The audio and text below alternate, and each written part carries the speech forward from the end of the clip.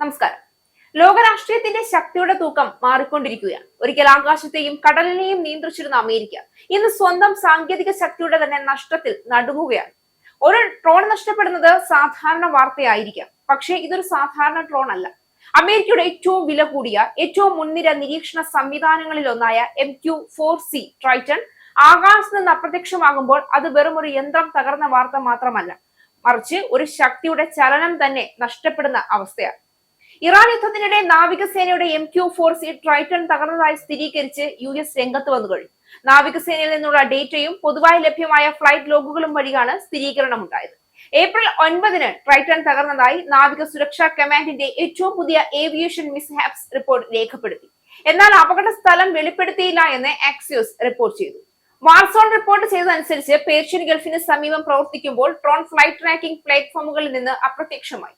ട്രാക്കിംഗിൽ നിന്ന് അപ്രത്യക്ഷമാകുന്നതിന് തൊട്ടു മുൻപ് ഇത് അതിവേഗം ഉയരം കുറഞ്ഞുവെന്ന് ഡേറ്റ സൂചിപ്പിക്കുന്നു.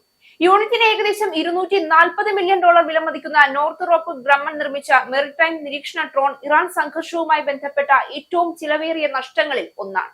ഈ വലിയ ആളില്ലാത്ത വിമാനത്തിന് 24 മണിക്കൂറിലധികം 50,000 അടിക്ക് മുകളിൽ പറക്കാൻ കഴിയും. ഇത് ബോയിങ് P-8 പ്രൊസൈഡോൺ വിമാനങ്ങൾക്കൊപ്പം പ്രവർത്തിക്കാൻ രൂപകൽപ്പന ചെയ്തിട്ടുള്ളതാണ്.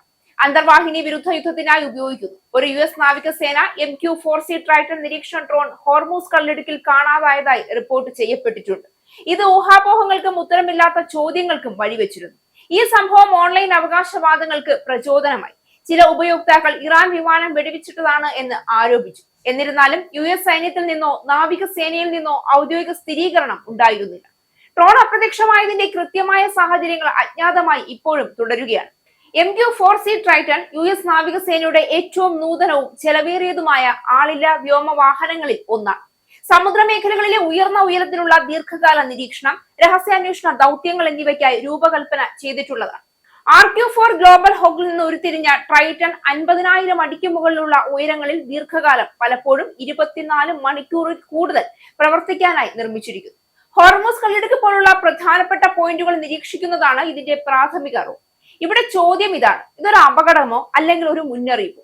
ഇറാൻ നേരിട്ട് ആക്രമിച്ചോ എന്നത് ഇപ്പോഴും വ്യക്തമായിട്ടില്ല. എന്നാൽ യാഥാർത്ഥ്യം മറ്റൊന്നാണ്. അമേരിക്കയുടെ ഏറ്റവും സുരക്ഷിതവും ഉയർന്ന സാങ്കേതിക ശേഷിയുമുള്ള സംവിധാനങ്ങൾ പോലും ഇപ്പോൾ സുരക്ഷിതമല്ല. അതായത് യുദ്ധഭൂമിയിലെ നിയന്ത്രണം മാറിക്കൊണ്ടിരിക്കുകയാണ്. ഒരിക്കൽ അമേരിക്കയ്ക്ക് മാത്രം ഉണ്ടായിരുന്ന ആകാശ മേൽക്കോയ്മ ഇന്ന് ചോദ്യം ചെയ്യപ്പെടുകയാണ്. ഇതൊരൊറ്റപ്പെട്ട സംഭവമല്ല. ഈ യുദ്ധത്തിൽ ഇതിനകം തന്നെ നിരവധി ഹൈ വാല്യൂ സംവിധാനങ്ങൾ നഷ്ടപ്പെട്ടതായി റിപ്പോർട്ടുകൾ സൂചിപ്പിക്കുന്നു. അതൊരു സാങ്കേതിക പ്രശ്നമല്ല, ഒരു വലിയ തന്ത്രപരമായ പരാജയത്തിന്റെ സൂചനയാണ്. കാരണം ഒരു രാജ്യത്തിന്റെ ഏറ്റവും വിലയേറിയ ആയുധങ്ങൾ തന്നെ നഷ്ടപ്പെടുമ്പോൾ അത് യുദ്ധത്തിന്റെ ദിശ തന്നെ മാറ്റും. ഇവിടെ തന്നെയാണ് ഇറാന്റെ നീക്കം കൂടുതൽ ഗൗരവമേറിയതായി തോന്നുന്നത്. നേരിട്ട് വലിയ യുദ്ധത്തിലേക്ക് കടക്കാതെ പതുക്കെ അമേരിക്കയുടെ സാങ്കേതിക മേൽക്കോയ്മയെ തകർക്കുന്ന രീതിയിലാണ് ഇറാൻ മുന്നേറുന്നത് എന്ന വിലയിരുത്തലുകൾ ഇവിടെ ഉയരുന്നു. ഇതൊരു പരമ്പരാഗത യുദ്ധമല്ല, ഇത് കണക്കുകൂട്ടിയ തന്ത്രമാണ്. അതേസമയം ഈ സമവാക്യത്തിൽ മറ്റൊരു പ്രധാന ഘടകമുണ്ട്: ചൈനയും റഷ്യയും. നേരിട്ട് യുദ്ധത്തിലേക്ക് കടക്കാതെ ഈ രാജ്യങ്ങൾ ഇറാനുമായി സൈനിക സഹകരണം ശക്തിപ്പെടുത്തുന്നുവെന്ന റിപ്പോർട്ടുകൾ മുൻപ് തന്നെ പുറത്തു വന്നിട്ടുണ്ട്. അതായത് യുദ്ധഭൂമിയിൽ കാണുന്നത് ഇറാൻ ആയാലും പിന്നിൽ പ്രവർത്തിക്കുന്നത് ഒരു വലിയ സഖ്യമായിരിക്കാമെന്ന ആശങ്ക ശക്തമാവുകയാണ്. ഇതെല്ലാം ചേർന്ന് ഒരു ഭീകരമായ ചിത്രം വരയ്ക്കുന്നുണ്ട്. അമേരിക്കയെ നേരിട്ട് ആക്രമിക്കാതെ തന്നെ അതിന്റെ ശക്തിയുടെ അടിത്തറ തകർക്കുന്ന ഒരു ഗെയിം. ഇപ്പോൾ ലോകം നോക്കി നിൽക്കുന്നത് അതുതന്നെയാണ്: അമേരിക്കയുടെ ആകാശം പതുക്കെ ശൂന്യമാവുകയാണോ എന്ന്.